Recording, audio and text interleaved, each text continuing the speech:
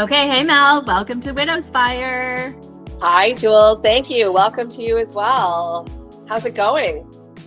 Well, I got a pretty good night's sleep, so can't complain. Super excited about today's topic. I love this topic.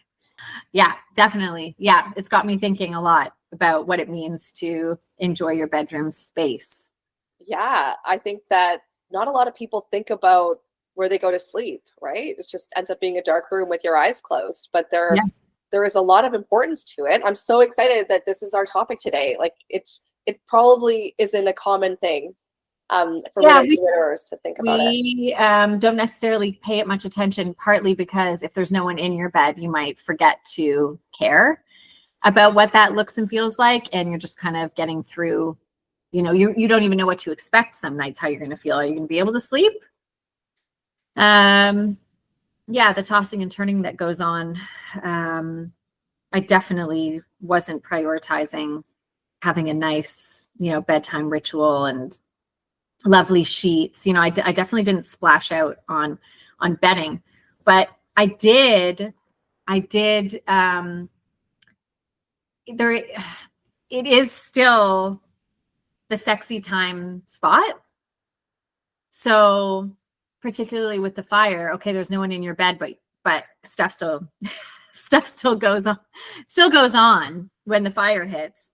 So I definitely, I'll admit, I did spend, where I put some money was on toys, because that person's not there anymore. So it was like, what's the closest I can get to do it, be indulging in what it means to be in bed.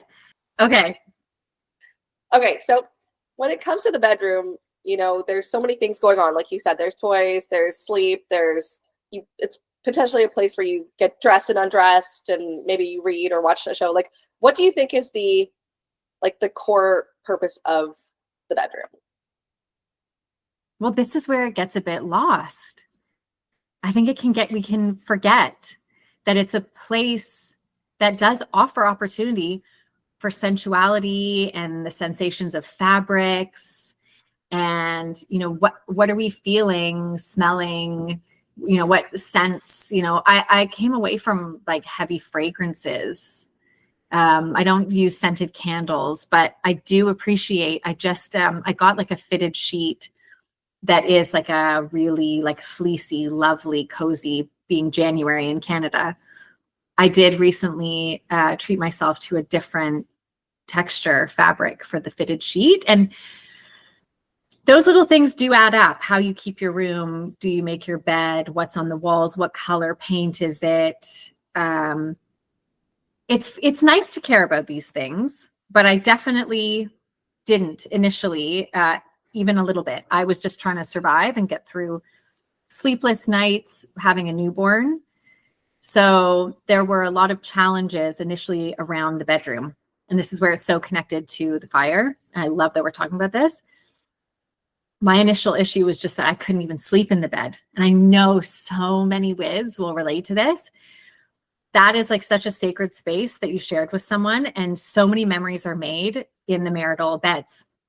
That's where like you debrief, you talk about your day, you have your cuddles, your snuggles, your naps, some arguments, you're up deliberating things together, like sitting up in bed, bringing each other a morning coffee, potentially. Like that is the spot. That was my favorite spot of the house.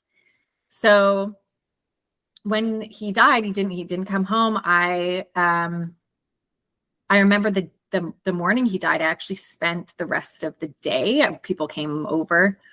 Everyone was over at my place and was holding our newborn baby. And I sat in our bed, and I spent the day mostly in our bed, but come nighttime, I couldn't sleep there.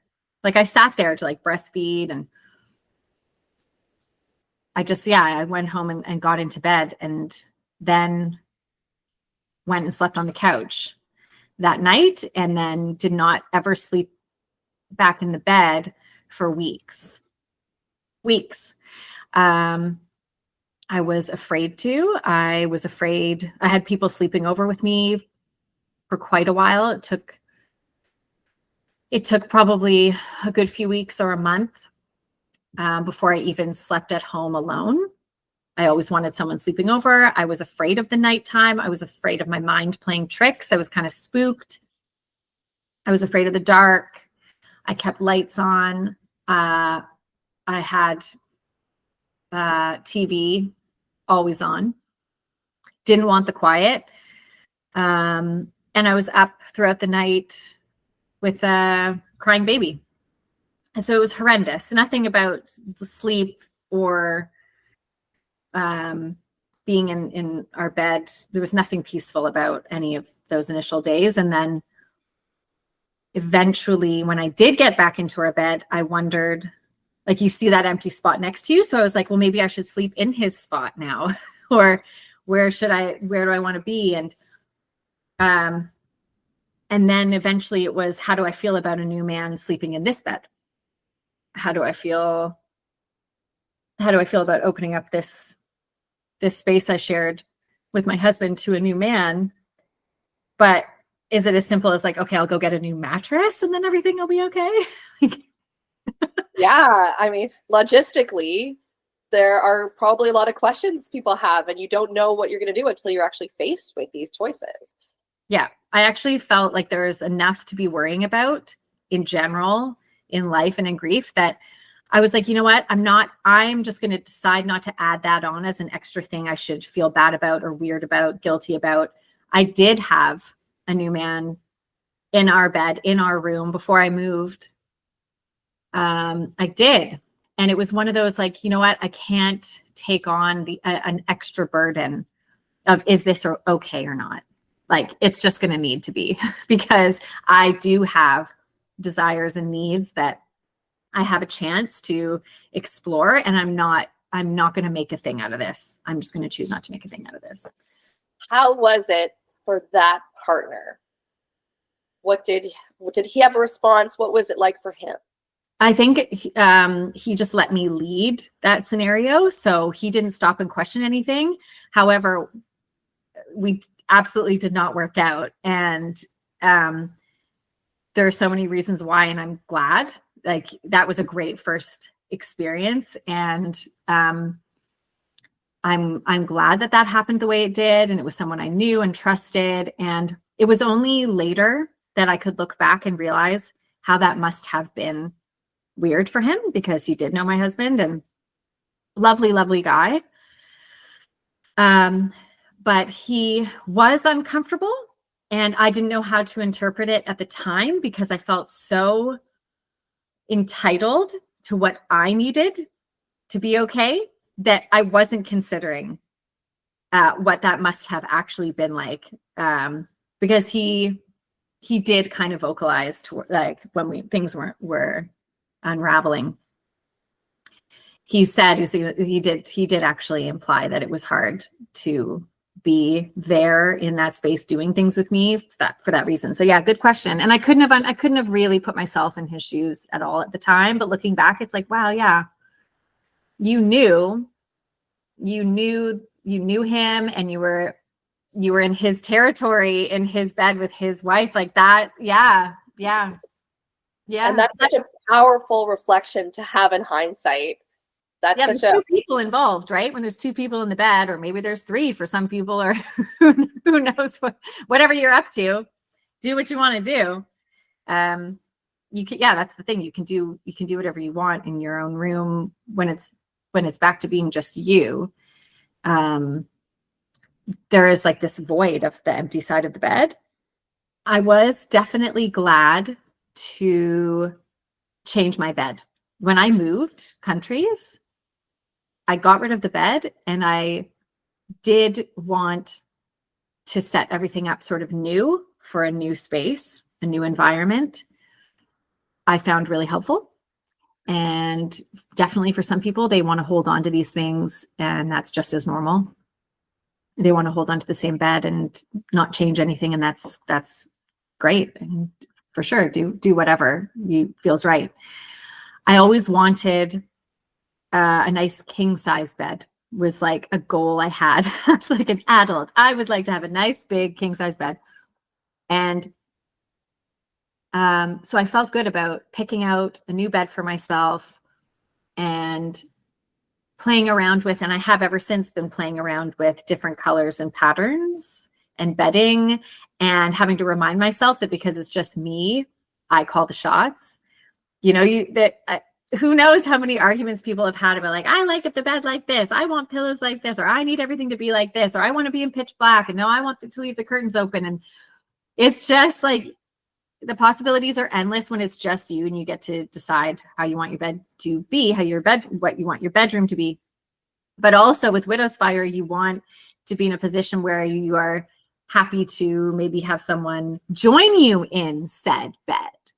It's like those competing beliefs are at it again. Yes, I want to enjoy my own space, but I also want someone to be in my space. So yeah, there are definitely ways to feel good and sensual and sexy in your bedroom, whether you're partnered or not, and create an atmosphere that is relaxing, that does sort of set you up for a good night's sleep. I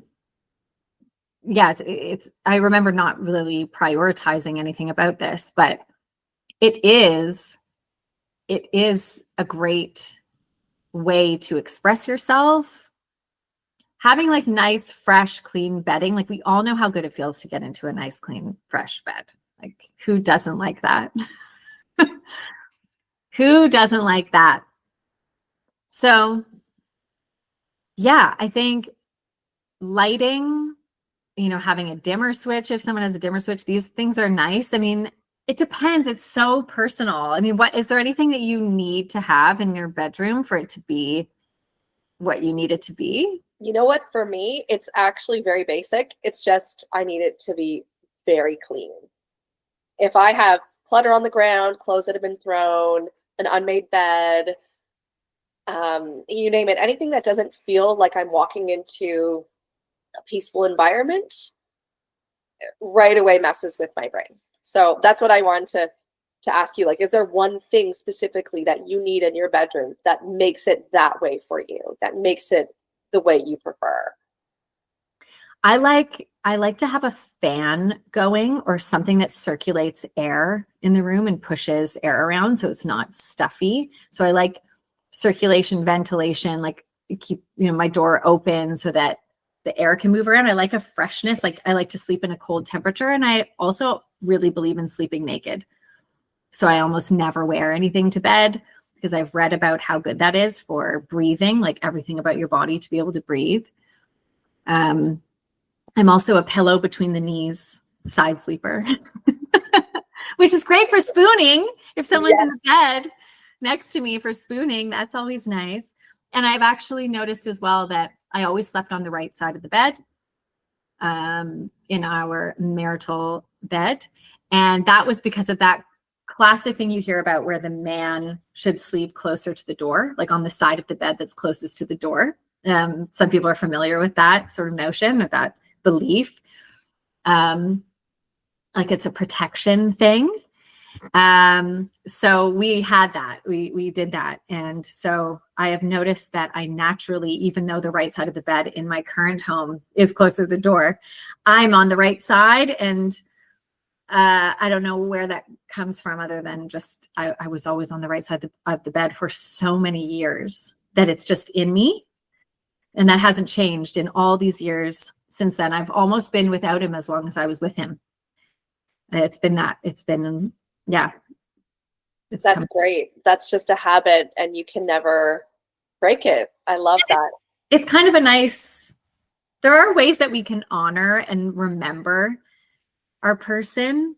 And that is something when I stop to think about it, it's like, yeah, I'm still on the right side of the bed because he is on the left side of the bed. He's just not physically here. And he's also, by not being here, and this can be really tough for some people to get on board with maybe, but by not being here physically, he has opened up an opportunity and space, like created space for me in my life on my path to have such interesting encounters and adventures and experiences that I wouldn't have if he was here. So I do feel like I kind of get the best of both worlds. When I'm having a good day, when you catch me on a good day, I'm in a really good frame of mind, and I can see a really like the biggest picture is that I get to have this amazing memory of an amazing man who loved me so much, had to duck out, early on, but I know would be so happy for me that I'm still embracing a side of myself that existed when he was here and shouldn't not exist just because he's not. So I think it's great to love your bed. So I love that I invested in a king size bed. I wanted a big bed, and my son and my dog, we can all get in there together and cozy up. We watch movies, and it's really lovely. It's still such a sanctuary. Like I wanted it to be a sanctuary. And I feel like I have found my way back to that. It's just a different looking sanctuary. Like it still has so much love, and there's fun and laughs and coziness and sleep, and it's great. And then I also have, the drawer that has the stuff that makes it fun if it's just me, or sometimes with someone else, and you incorporate, what's in the goodie drawer, as they say. Yeah. So, Jules, what if someone's not ready to welcome someone into their bed or their bedroom? Like, is there another part of the house or another venue where action can happen? Like, where do you see that happening? I imagine people do just so many different and creative things to avoid confronting potential like trigger grief moments in an uncomfortable way with someone new.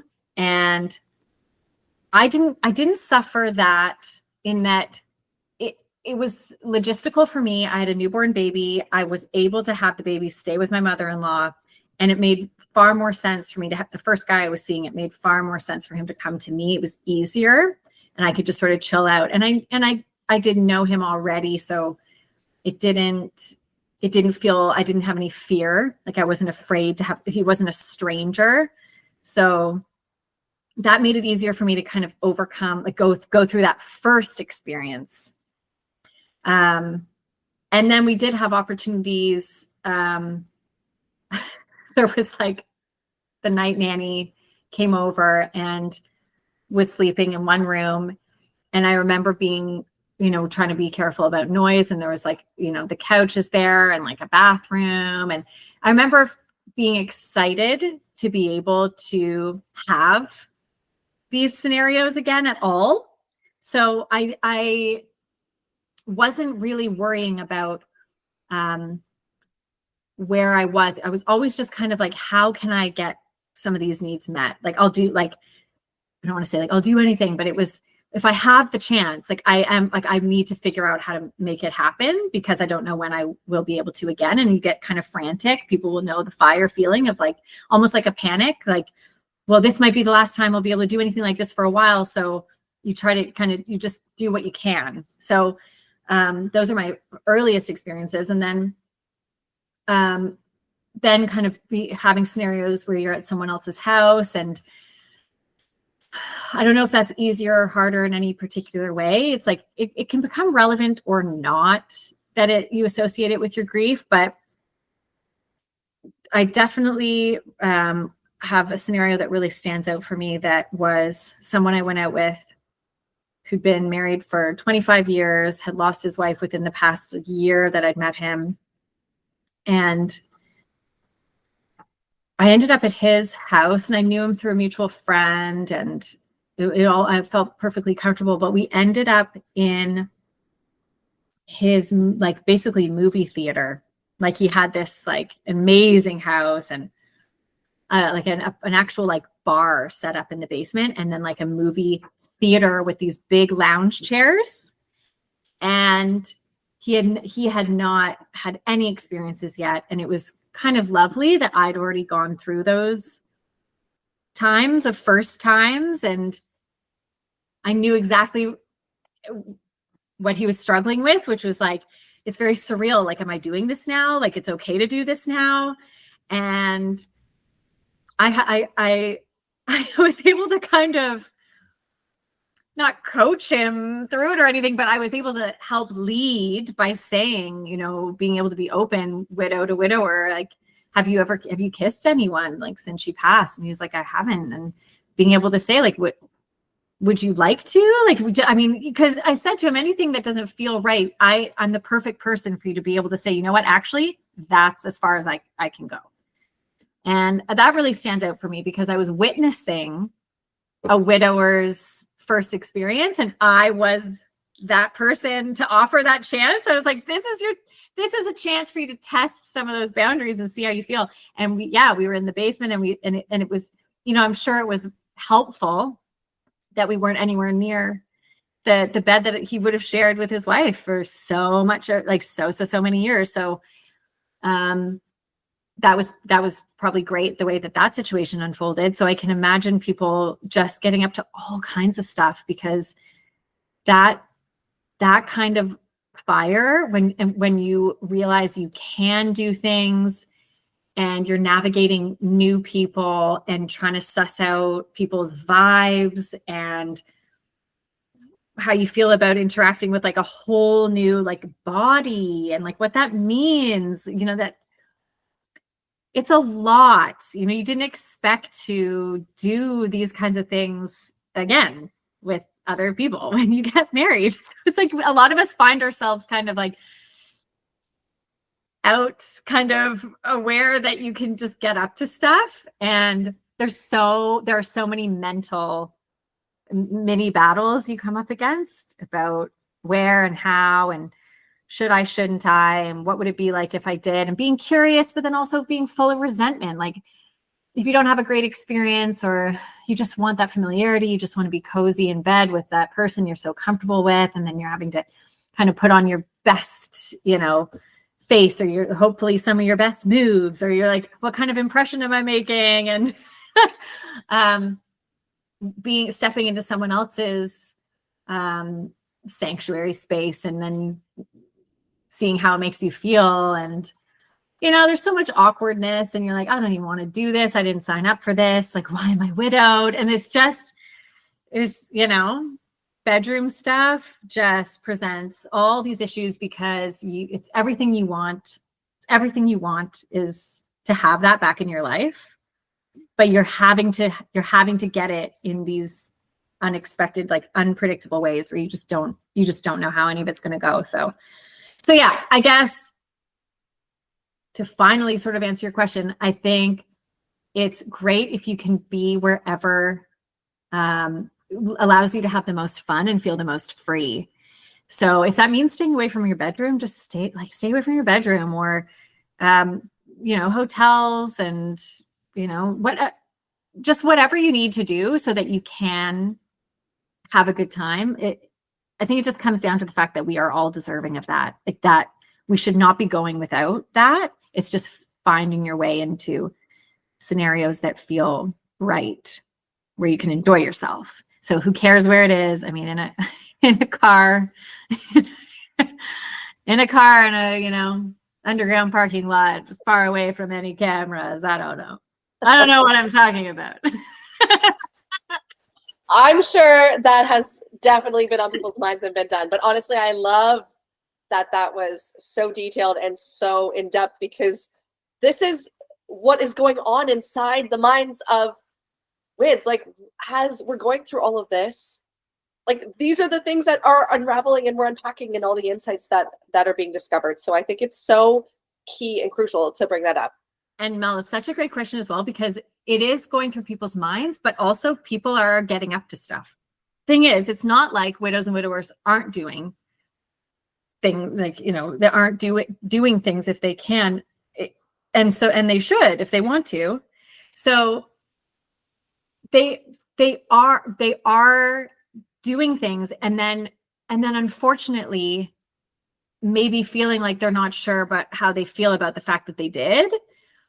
But if more widows and widowers were honest, which we so are in the community, about what we want to do, what we get up to, even just someone talking about like sexting people, and that's kind of like a fun thing to share that you're doing, because there's nothing wrong with doing that. So why don't we all just say what we're up to, so that being widowed and exploring new connections is not at all an odd, taboo thing that you should feel worried about people finding out about.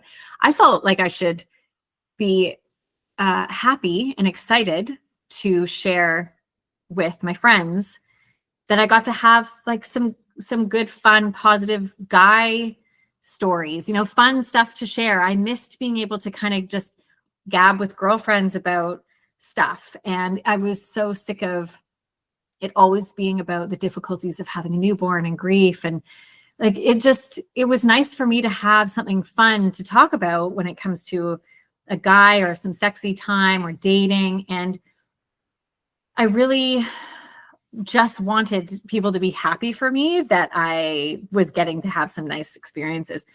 And I knew that there was judgment. I knew there was, but it didn't stop me sort of from sharing, because I was just excited that I was still living life, or that I got to live life. It was like, I shouldn't feel bad about this. I shouldn't really care how someone perceives this or judges it, but I knew they were. That's the thing. It's one of those, I can imagine as well, just the ignorance for myself of talking to someone who's doing something based on a reaction to their own traumatic experience, like something I haven't been through. It would be so easy for me to think I'd know how I would deal with it. And so for me to like discover myself dating again and being excited about it and sharing that, I just know it would have been kind of tricky for people to feel like they can fully get on board with that being normal or great. But it's good you talked about it, because it helps to normalize it. Like, remember in probably 150 years ago, women, when their spouse died, had to wear black for what, like a year or something like that. Those memories, those social norms are still right behind us, right? They're not that far away. So it's really tough to help to try and normalize this. And I remember thinking, anyone who thinks that me being excited about some new guy I'm dating means I no longer miss or love my husband who died is insane. I remember just thinking, if they actually think that, like, they're nuts. Like, that's so silly to me that they would think that that's what that would mean. But I could see people getting confused, because you are discovering that two things can be true at the same time. Like, you can love and miss someone so much and then also be living this kind of new life, and it's okay for both. And I just saw the looks on people's faces when they were trying to compute how you do that. But people say it's like having more than one kid, and you think, oh, how can I love another kid as much as the first kid? It's like, well, you just will, like, you just do, and everybody kind of finds that out. So yeah, guess what? Like, I love and miss this person, and I'm also going to date this guy, and both are going to be like, that's totally fine. Yes. Love is not a zero-sum game. Your bedroom, therefore, is a place where you can create a relaxing experience based on your preferences. And that can involve all kinds of things. Blankets, pillows, candles, lighting, fragrances. It really is your spot. It's where like secret sexy stuff happens. And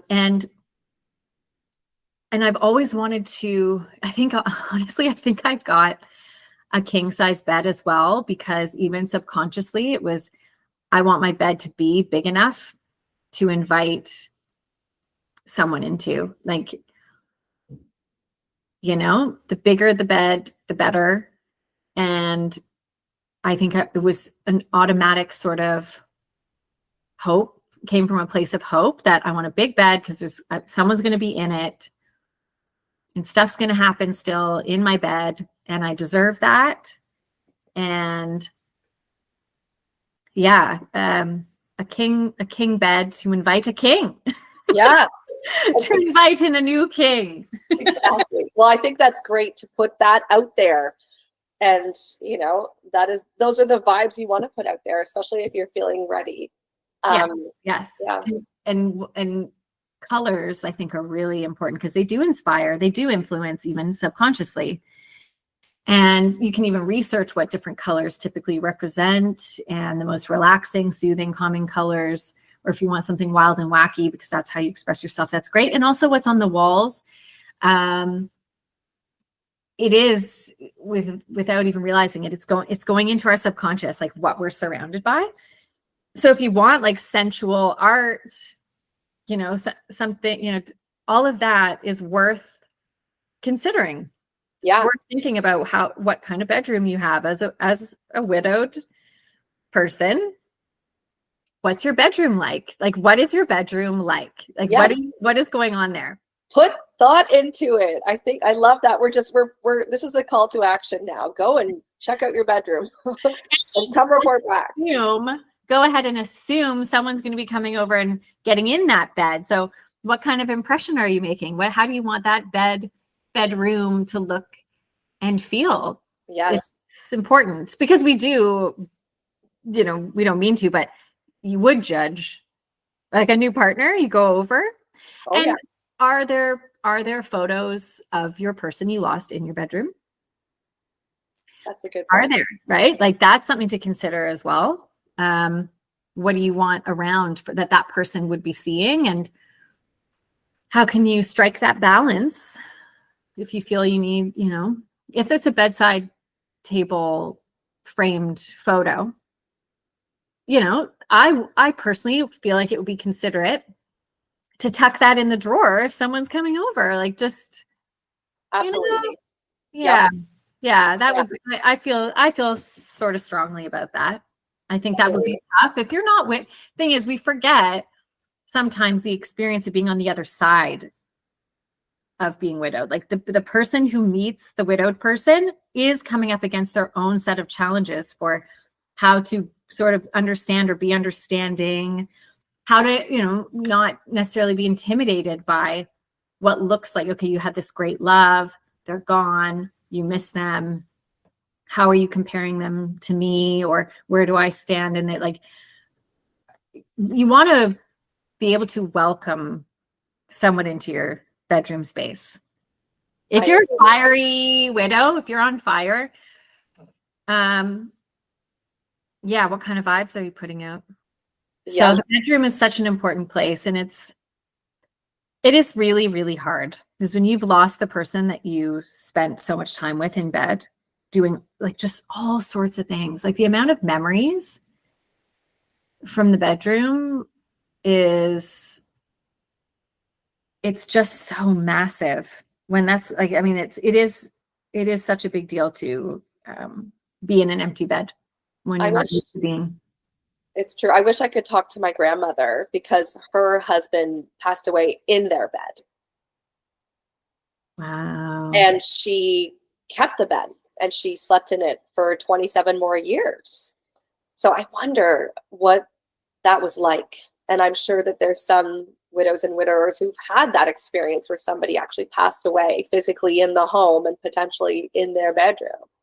Yes. And I'm remembering as well the night before he left to go to the surgery that he wouldn't come home from. Like he was sick and they were going to do a surgery to help for the pain by putting a stoma, like a bag, colostomy bag. And so he was meant to come home, but we had not, the baby had been born, and we had, I hired a night nanny, just to give me a chance to sleep a bit. And she came over the night before he was going to be leaving for that surgery. And I remember we had not slept in the same bed for so long because we couldn't, because he was too sick and there were issues, particularly with bowel cancer. Like there were just, it didn't make sense for me for me to be in the room with him, like for so many reasons. And if he was asleep, like I really didn't want to wake him. Like anything that I'd be doing to wake him from sleeping, like getting proper rest, I would do anything to avoid that. I was in the guest room, the spare room, for a really long time. And I just remember we got the nanny, and it was the last time I was ever in the bed with him. And thank God, because we hadn't been for so long. And it's like right before he went in for that surgery, we actually had one more night when we were both in the bed. And that's quite special because I do remember it. And it did feel like, oh my gosh, we're getting a chance. Like she has the baby and like, we're just going to be able to lie side by side. And that was the last time. There's like the memory a lot of us have of like the last time you had sex, or some people don't for so many years. If you're a caregiver, people are sick and for all kinds of reasons. And some people's marriages have lost that spark. And that can get confusing if someone is widowed, but already didn't have much going on. Like, and then you feel like, okay, well, now I actually can. I know there are people in the community who are like, well, now I actually get a chance to have these experiences because I've gone even longer than you'd think without anything for all kinds of reasons, so many different scenarios. But yeah, for me, it's like, I remember last time we had sex, and I remember the last time we actually were in bed together that very, very last night. Little did we know. I'm glad you had that moment in that time, because then you may not have even remembered the last time you were in bed together, but Absolutely. Something out there allowed that to happen. So yeah. Funny when you look back, like everything later when you look back, grateful. Yeah. So the bedroom is a big deal. It's like the most important room in the house because it is the doorway to our sexuality and our rest and renewal, feeling refreshed. How do we feel when we wake in the morning? And what are we doing before we go to bed at night? yes, actually, on a bit of a separate note, you were the first person who talked to me about bedroom feng shui. And you gave me a book about this. And you said that the bed should never be facing the door. Is that a function? Am I remembering that correctly? I'm remembering that too. And I feel like I learned that tidbit from like a friend forever ago. And sometimes you can't, it's like unavoidable. Yeah. My bed is totally facing the door right now. But I have had people in the bed, so it can't be that unlucky. I don't think it's unlucky. No. I know most of our beds in our house are facing the door. Yeah. Final tips for how to make your bedroom your sanctuary.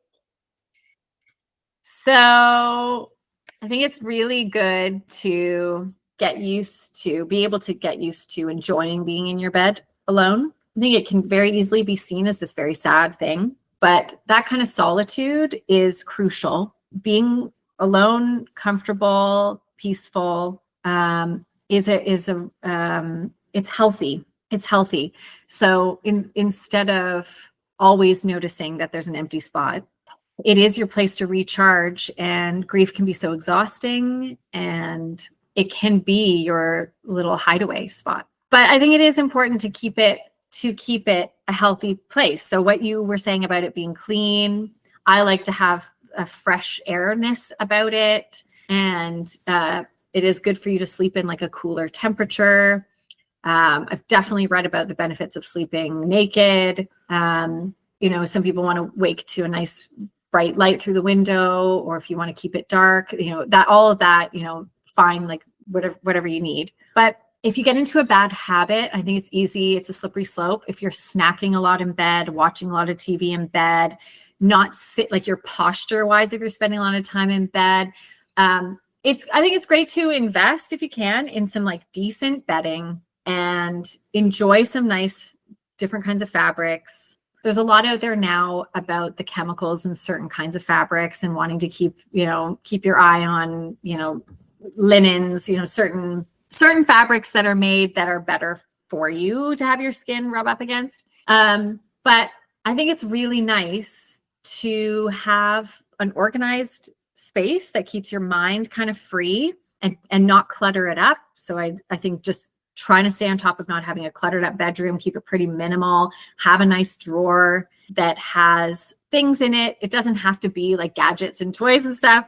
Depends what you're into. But I think some nice lotions, or people say like essential oils and like a massage oil, or like I like coconut oil, things that are just nice to indulge in, books, nice lighting, a nice bedside light. Can you think of anything else?